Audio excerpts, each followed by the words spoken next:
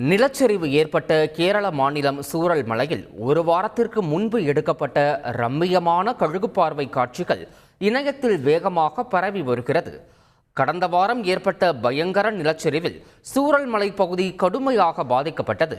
இந்த சூழலில் நிலச்சரிவுக்கு முன்னர் பசுமையாக காட்சியளிக்கும் சூரல்மலை பகுதியை இளைஞர் ஒருவர் ட்ரோன் மூலம் எடுத்த வீடியோ இணையத்தில் வேகமாக பரவி வருகிறது.